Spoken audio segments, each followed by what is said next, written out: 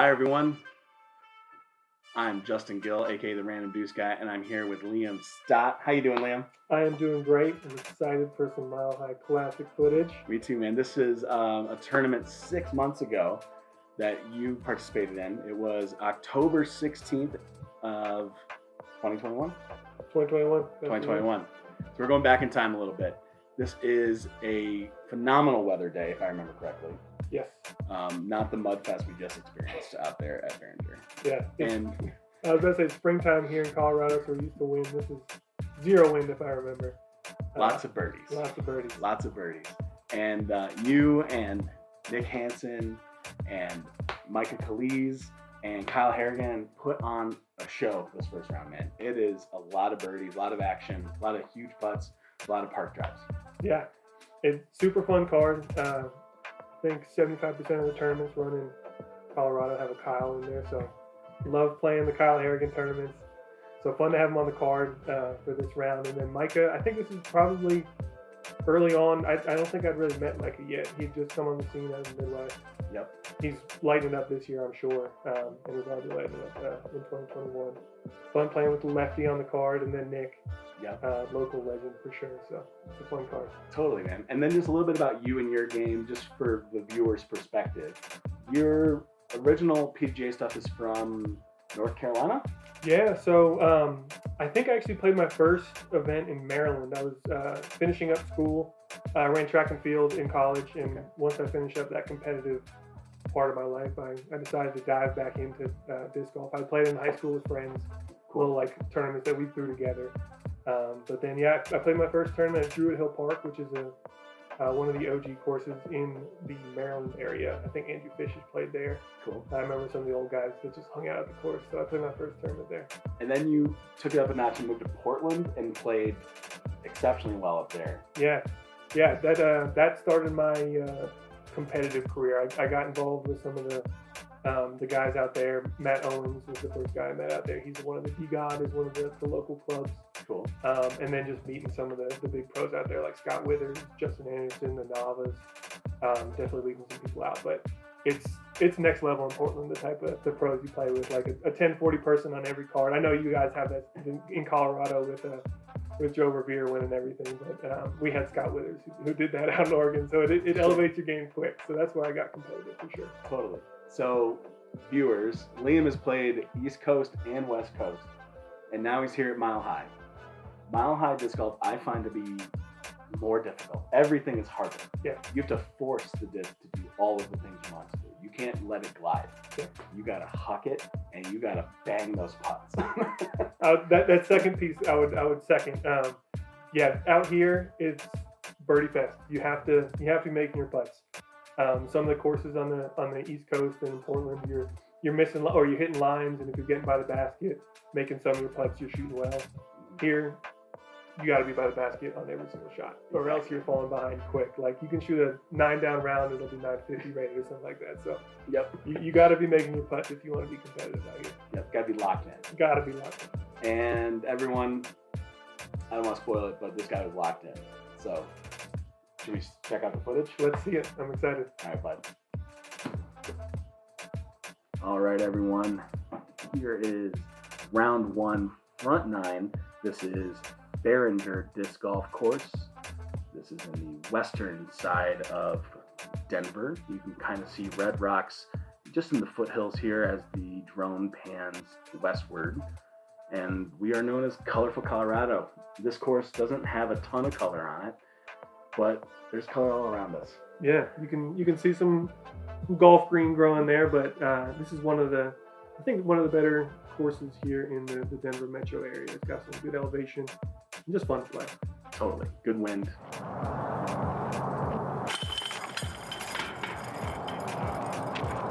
Nick Hanson, Denver, Colorado. Leading off with Nick, and here's Liam banging a putt. Liam Stott. Micah Callies, recently moved here from Mini. Micah Callies. And Mr. Harrigan, the Hurricane, with the Dino shirt. Kyle Harrigan. Gotta love the Dino shirt because, weren't dinosaurs found at Red Rocks? I think so. It's a geological point of interest, if I remember right. So here we are in Dinosaur Stomping Grounds, hole 1. Liam, what are we doing here? Yeah, so hole 1 is a little bit of a daunting start. You got to carry OB as a righty, just about the whole way if you're going backhand, which is a traditional play. I think we had a little bit of a tailwind today, so might be disking down. You have these two kind of catch bushes here that are not bad places to end up, so it's not a bad thing to maybe aim at that bush, see if you can get caught up and you have maybe a 10, 15 footer straddle out. So that's my goal. Just don't miss right is the big thing, because you might be re-teeing. Because that road is OB. Yeah, entire road is OB there on the right. We got Nick kicking up, seeing what the wind is. Again, I think it's tailwind. Swinging it out here wide. OB the entire way. And Almost a bad kick. Yeah, you usually get a little skip there, so he got a little bit unlucky, but he's in bounds, so not a bad result. I'm stepping up here. I got a Orion LF long fade, so it's like the more stable version of one of the distance drivers that we got here on the Millennium lineup. And what are the flight numbers of that? I think it's an 11 speed. It's similar to a Wraith. Okay. Yeah. And gentle hyzer. Yep. Again tailwind here, so I think I'm a little more aggressive than Nick there. I get the road, but I get the good skip. And I love being close to that basket, because this basket is 6 inches higher than all the other baskets on the course, maybe? Yeah. Due to erosion and what other factors around the basket. Harrigan here pumps, I think, a ballista out wide.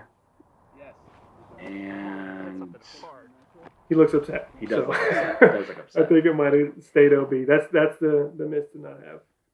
The wind seems pretty easy going. Yeah. A little breezy right now. You don't see that American flag ripping on the tee box there. Yeah, it was an easy wind day, and here we got Micah, the lone lefty. It's fun to have a lefty on the card.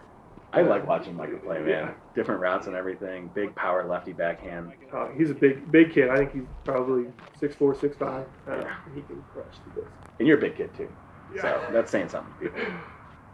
So Harrigan's just a little short. He's just got this approach, half run, lays it up. Yep. Yeah, so we were wrong there. He didn't go OB, but yeah, he played the safe miss. Miss left, short. You get away with your par, move on to hole 2. Here's Nick with this fashion that is just, I'm forever jealous of. I know. He can pull it off. About to say we got 2 hippies on the card. I got the long hand too. Nice little stepper there to start off. You want to get your round going like that. There's 2 good ways to get your round going: a tap in 2 or a nice jump putt to start, get the confidence rolling. The tap in 2 is my preferred way because it's a guarantee. You get little style points on your slam dunk finish. Nick, make sure he has to hit that 25, 30 footer. Yeah. Worst case scenario, 20 footer to start. 40 footer or 5 footer is what I'm going for. Yeah. Micah hits that really tall cage and doesn't get his bird. That's that 20 footer that we don't like. And I got the nice tap in to start my round. I'm super happy there. Occasionally you may hear a dog saying, "Hey, I'd like to go outside," because it's a nice day here in Colorado. And here's Kyle tapping in. This is the bush that I was saying it's not a bad place to hit your drive, because you have to still step out. It's a pretty easy putt. But 2 pars, 2 birdies to start the round. All right, and here's hole 2. Tell us about that, Liam. Yeah, you were talking about raised basket on hole 1. This is a true raised basket. We have I think it's probably 250, maybe 300 foot. You're looking. I'm throwing the forehand hyzer, just more comfortable that way. You miss this guardian here on the right, but you want to get it close because you can see this tiered green. It's probably 6-7 feet up if you're not on that tier. So you want to get this one close for sure. Yeah, I don't like running this one from outside. No, especially early in the round. If you miss, you got another raised 20-25 footer. The thing I think I love most about Colorado is these everyday blue skies that we get. It's got to be the sunniest place in the world, I think. Boom, power hyzer. Yeah. Perfect line. Nick likes that backhand, and if you can just miss that bush, there you go. Catch the bushes in the back. He's got probably 15, 20 feet. That's when you're going to run for sure. And you said you're throwing forehand here. What disc is this? This is a Quantum Draco. Stable. It's a Firebird mold, pretty much exactly. And yeah, I just like the spiking forehand because it sits a little better. It's a little more of a point and shoot than the sweeping backhand. So that's my goal. And your Millennium teammate, Calvin Heimberg, also throws the breakout. He does. He throws them very well. I threw that one pretty well, but I don't know. I was talking about the 40-footer or 5-footer. That's going to be a 40-footer for me. So. And you were just saying you didn't want a 40-footer. I didn't want. Well, you're going to get one. I get one here, right and early. And then Kyle here, taking Nick's line, looking for the backhand. He likes it. He likes it. He likes it a lot. And natural lefty backhand for Micah. It's the preferred route on this hole. As you said, the right-hand forehand is open, so the lefty backhand is going to be even better. Yeah. If I remember, I think he's going to be hucking on I think this is a C-line P2 or something like that, Imperial Eagle, I think. He's going to be throwing this one a lot. And yeah, if you can throw a putter on that forehand route, you're going to be getting close. Yeah, a 300-foot control putter, pretty good. Looks like Kyle was caught up by that guardian bush, gives him a little safe chance at it. And just a bit wide. Yeah, don't fault him for doing that. No, that's a smart play on that hole. But here you are, 35-40 probably? Yeah, right at circle's edge. I'm definitely banging my knees, Woo. but I get it in. Whew. That's a tough putt. Yeah, and I had to straddle. I don't think I did straddle by choice. I had to step out from some of these bushes get in your way a little bit throughout the course. They're not forgiving bushes. They're firm bushes. No. There's Nick a little high, but he had a nice close 15-footer. Yeah, that was something I had to learn early on here moving to Colorado. Bushes are hard here. You can't force your way into some of these bushes, so you gotta be careful out there. And Micah just an absolute tap, and I think he was even on the tiered green, so can't get better than that. Impressive. And this hole played a little bit under par. It's one of the easier holes on the course. As far as our average, it's just 0.24 under par. So maybe a dozen birds on that round. So Harrigan, you're not alone. I think that has to do with if you're not close, you're just pitching this up for the par. Hole 3. Now it's time to crush. What are you doing here? Yeah, so it gets sketchy towards the end. It's wide open drive. You do have OB. The OB that comes into play the most, I think, is that left side. People hyzer now too early, so aim right, throw something stable, leave yourself probably about a 200-footer approach to about a maybe 20-foot wide landing zone on this peninsula that falls away on the left. If you land 2 feet left of that basket, it might just slide down into that LB. So. And there's tassels on the right where that road is as well. So it's a narrow, maybe 25-foot wide green. Yeah. Yeah, and you can't get too aggressive on the drive because you can hit that OB long on the right. So you're just throwing something stable, maybe like a Firebird fairway type disc, looking for a skip like that. Yeah, see, he got close to that left side OB though, but he played that nice and safe. And this tee box is about 5-6 feet below the fairway level. Mm-hmm. So you're having to throw uphill within the first 20 feet, almost right off the box. Yeah, that definitely gets in your head. But it does kind of help because you want to throw that high hyzer to do something that fades left and gets a good skip. I'm throwing that same disc from hole 1, trying to get as much distance as I can, but I know that's a stable disc. It's not going to flip over. Now it's an Orion? Orion LF, yeah. LF. And here's Micah. Not too much difference between lefty righty line on this one. You're throwing this landing zone. Honestly, a little safer because that left side OB is the easier OB to hit. But if he crushes one, he risks skipping into that road on the right. Yeah. A nice and controlled safe shot there. You're going to see a lot of Colorado disc golfers kick the dirt in front of the box as a wind gauge. We don't have a lot of trees to look at for leaves moving in the wind, so it's a lot of dirt kicking. A lot of dirt kicking. I think I saw a right to left there when I saw him kick that, so it's pulling these hyzers towards the OB. And he gets a hold of that one. Yeah, and so I think he's safe though. Yeah. About a foot and a half in off those tassels. Yeah. So he threw something a little flippier. It looks like trying to get as much distance as he could. So we'll have not a bad approach from there. Micah with the left-hand forehand approach, and he's OB and not coming back. OB early too. Yeah. That's a scary run. You have OB 3 feet behind the basket. So. Yeah. And it's not a smooth road. There's big rocks and ruts and stuff on that road that can catch a disc. Yeah, you're not getting a skip 100% of the time. But here's a skip. Spot, yeah. And Nick parked his upshot. That was beautiful. you can see that gravel start just behind where he hit. So if he was 5 feet longer, that might have caught a bad rock and stopped. And you're 150-ish out here? Yeah, I think I bushnelled it at like exactly 150. I'm throwing a super beaten puddle top AVR X3.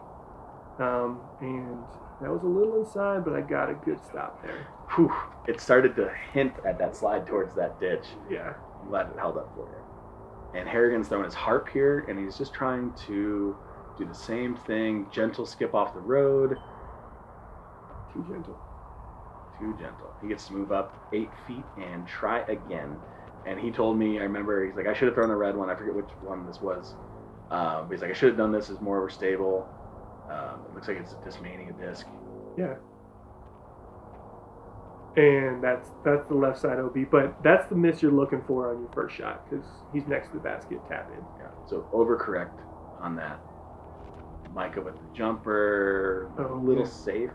A little safe. Yeah, he's got I was about to say that run for me, I'm not running it, but he's got that lefty hyzer that's coming back towards the inbounds. And this is the ideal upshot in my perspective because you're not playing with the OB left and right. You're putting just dead straight, and God forbid you miss, you're not going anywhere crazy. Yep. Yeah, so I was really happy with that result. Micah he probably even took a meter in there. He's pretty close to that. He's tapping the air for his par.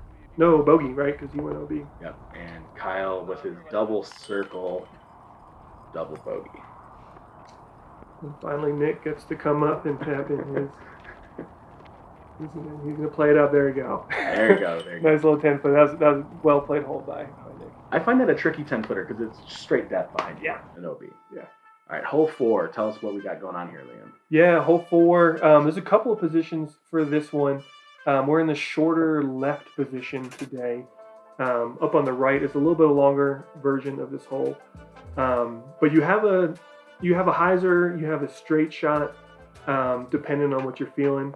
I think today we have a pretty good tailwind, so I think that straight shot is a little bit more agreeable. And yeah, we're talking about stiff bushes. This is covered by stiff bushes, so yeah. You're not if you hit one of those, it's stopping your disc, but you'll be 10, 15 from the basket. And there's a half dozen of those bushes in circle 1. So placement drive, give yourself a putt at the bird. This is one you need to get. And the bear stand again. Look at that blue sky. That's incredible. It doesn't get old. That's it. And here's Nick going with a little bit more of a hyzer version. And I think he ace ran that, if I remember correctly. Ended a little bit long left, but yeah. That was a good line. Yeah. And this is the ace ball. If you see 196 feet uphill. Mm-hmm. Are you trying to ace it? Yeah, this is one that you're not really losing anything from trying to hit chains. And this is AVR X3 again, that same upshot disc. Super predictable. Tailwind's going to crash it. And, Yeah. Just a little short, maybe? Yeah, that wasn't a great ace run, but it ended up pretty close to the basket, so I can't complain. The line was great. And here's the lefty line. He'll be doing, honestly, I think the hill is kind of a sloping right to left, so this lefty hyzer settles a little bit better than the righty hyzers. And this hole has a vertical climb of 20, 30 feet or so. So this is a pretty decent uphill toss. Yeah, Colorado, or the Denver area at least, their defense is elevation and wind, so you're going to see a lot of good elevation change on some of these holes.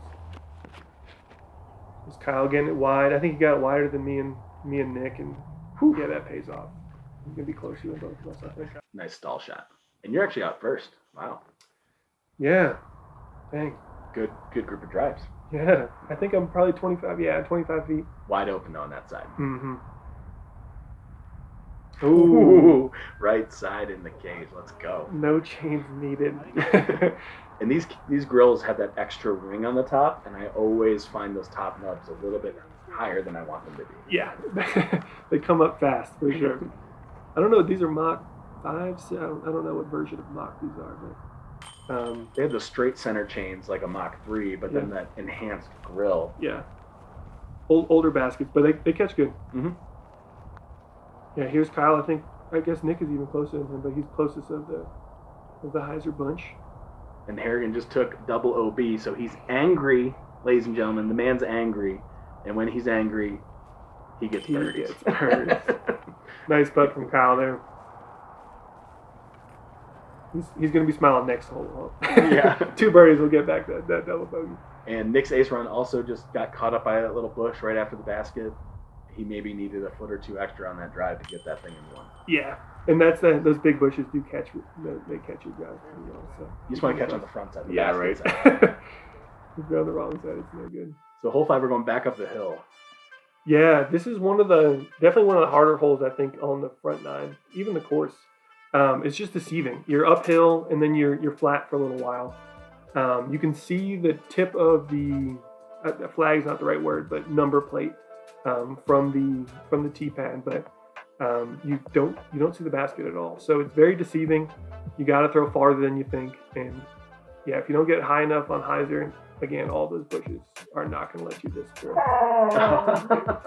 And Grizz says hello. And this is actually the other pin placement. The pin that these guys are throwing to is back left about 70 feet from there. Yeah. I didn't realize that. Yeah, so this is the long left placement.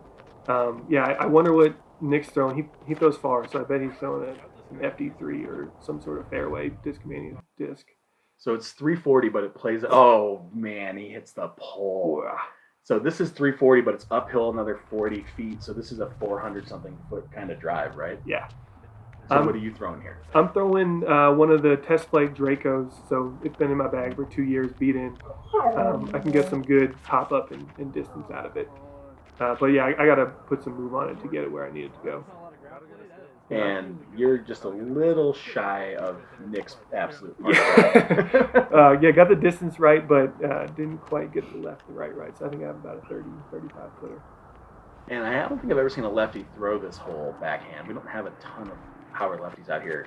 So it's cool to have Micah come join us in Denver because this dude can crush, but this one he was just a little shy. Yeah. I wonder who's throwing there. Probably a similar fairway to me and Nick.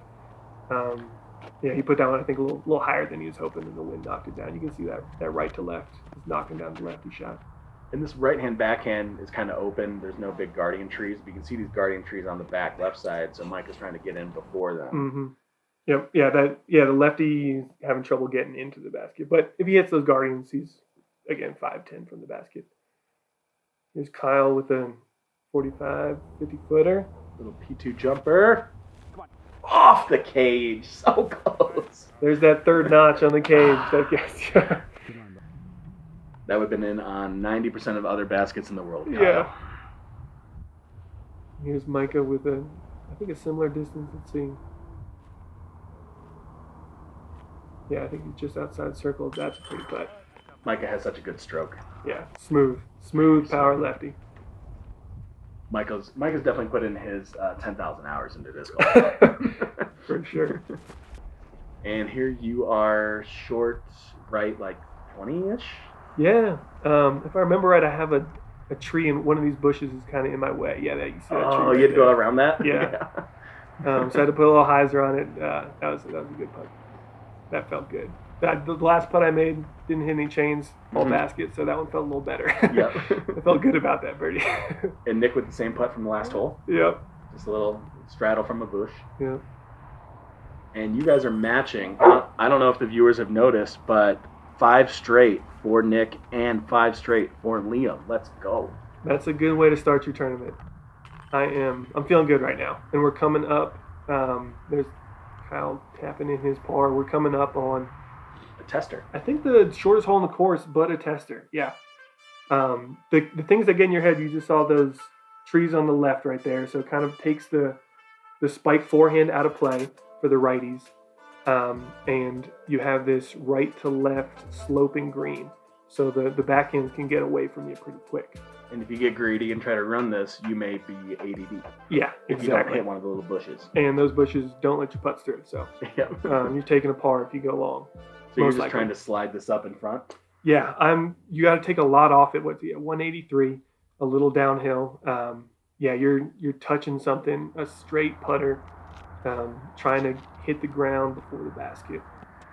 Nick put a little juice on this one, but there you go. He got the 50-50 backstop, and he's parked again. Nick keeps getting the good side of the bush. There you go. Yep. Hey, you think we're lying about the bushes right now, but you do not want to be in them. Nope. What are you throwing here? Here's a super beaten Omega Super Soft. So I'm hoping it catches the ground. I don't want it to hit and move at all. Perfect line. Yeah. Almost goes in the chains. Just a couple feet right. Yeah, so that's what I'm looking for from a disc like that. Like maybe a champ type plastic skips out and I have a 30-footer up the hill, but I was able to stick. And Micah's going standstill with that same putter. There you go. Absolutely parks it.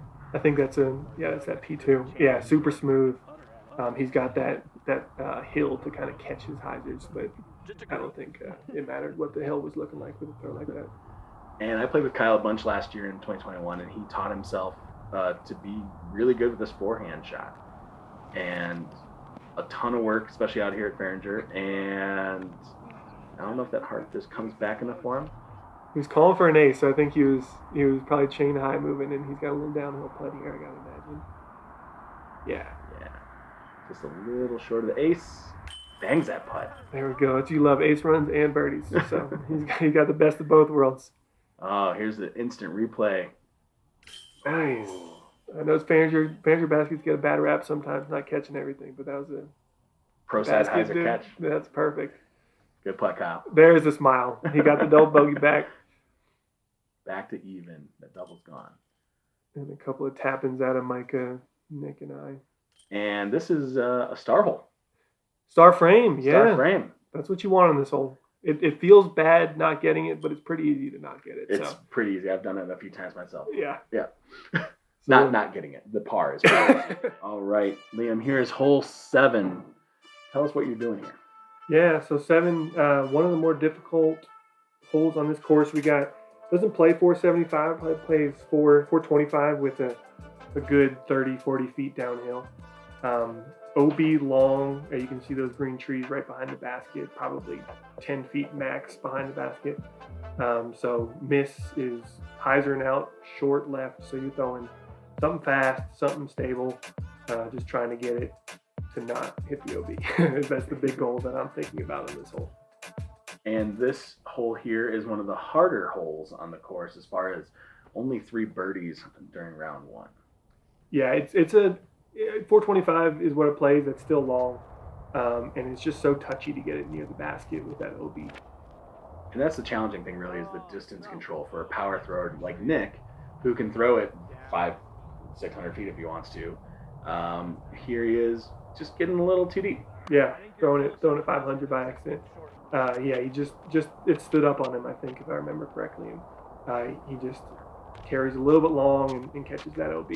So after seeing him throw it deep, what change do you make on the box? Yeah, I'm just safer on my hyzer, I think. I'm still throwing the same disc. I'm throwing a Quantum Quasar, which is 13 speed, most stable thing in my bag. And I think I'm just making sure I throw hyzer, and it turned out pretty well. Yeah, that's one of the best drives I've ever seen on that hole. And you were smart enough to hit that longer grass early, so you didn't hit that dirt beneath the basket and skip OB.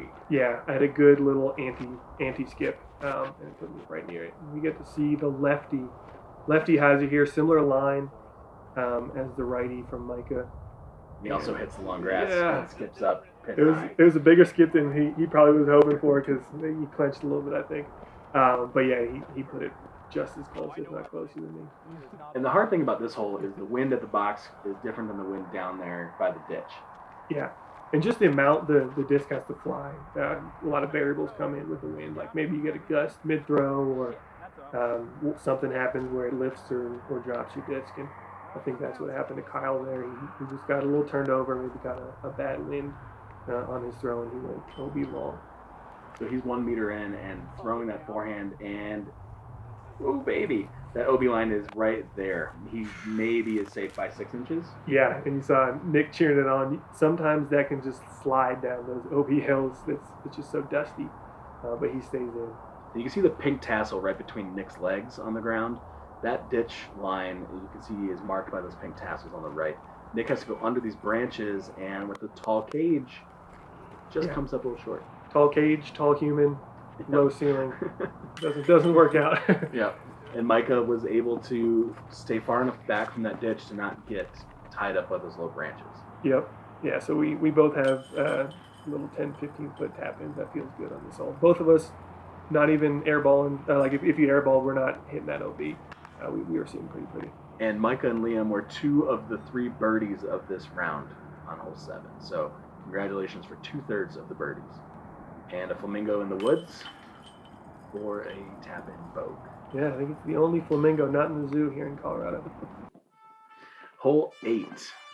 Liam, what are you doing here, man? What's the strategy? Yeah, so there's 2 locations on this hole. We're doing the longer right version.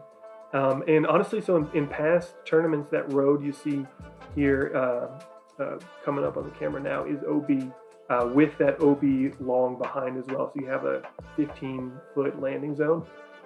So I'm going with a forehand with the theory that it's going to stay in bounds longer.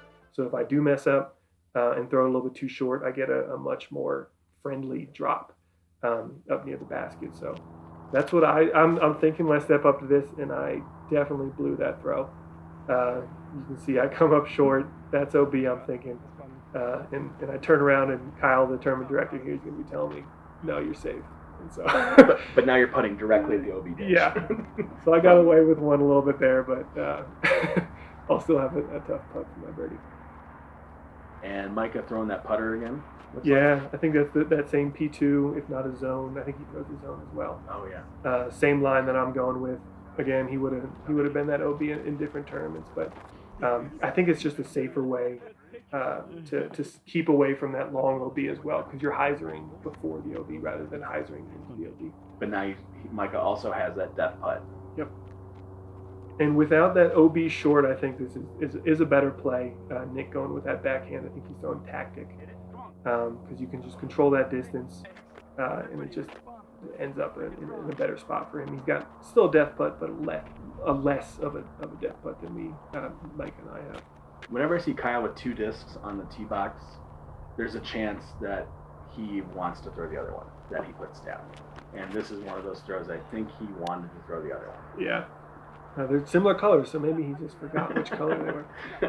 No, I think he turned that one up a little bit, and he's got a 50-footer with death behind. So he'll give it a little bit of run, but honestly, being this far away is almost safer for you. Ooh, terrifying putt. Yeah. Gives it a half bid and great line, but played it on the short side to avoid that OB deep. Yeah. And here you are putting at the OB deep like a madman, and you don't care if the basket has got your back. Yeah, so I think a different type of round, I might be a little bit safer with that putt, but birdied everything so far, so I couldn't bring myself to lay that one up. Now, when you're cooking on high, you keep cooking on high. And there is Micah also putting at that OB and banging it home. Yeah, similar putt to mine. If you miss it all, that's going OB, but he doesn't think about missing and just puts it in. You see the pole in the background for the alternate pin position that Liam was talking about earlier. And Nick's putting straight down that OB line. Doesn't want to miss left, obviously, because it would be down that ditch. But Nick sends it home, as he always does. Yeah, no, I think it's still pretty deathy from where he's at, but it's a little bit safer. But yes, still a tough putt. Nice birdie for him.